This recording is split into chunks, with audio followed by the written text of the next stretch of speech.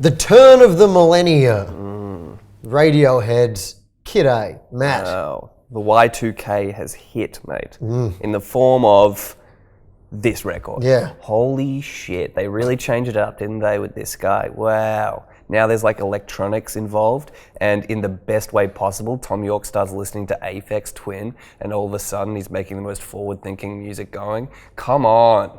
Kid A by Radiohead. I mean, this record fucked me. To this day, I think the first track on that record, Everything in Its Right Place, is probably maybe my favorite song of all time. I mean, for literally like a number one band in the world, we're talking like a U2 band, to suddenly come out and make what is undoubtedly a massively experimental record, a record that before and after has never been heard since. There's almost no good examples of a rock band getting into electronic music. It is almost always an unmitigated disaster. And for such pretentious douchebags like Radiohead, who I love, to go, ooh, we're going to make like an Aphex Twin record, should be one of the worst ideas in the history of anything. And the fact they made a record that is as good as like Aphex Twin's greatest records, when they'd never even like put their hands in it. I mean, you listen to a track like Everything in Its Right Place, the first track, and all there is a keyboard and Tom's voice. And yet the amount of like textures and sounds that they get out of that through the production, it's literally just like these waves of sound hitting you and then dropping you off. It's like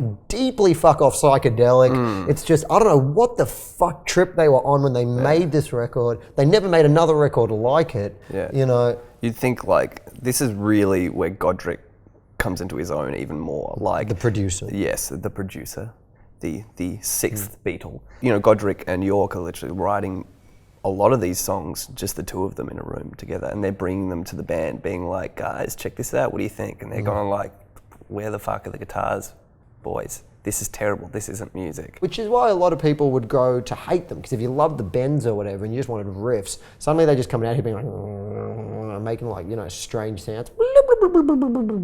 I love it. The fucking violin drone that's comes in, drifts over the top of How to Disappear Completely, which is a dissonant note, just giving the whole thing this like but it's just this quite nice like acoustic song. The whole thing's so unsettling. And if you're a young producer, which I understand 95% of our watchers are, you know, this is a record to listen to totally expand your production and your sonic fucking vision, man, you know? Yeah, man.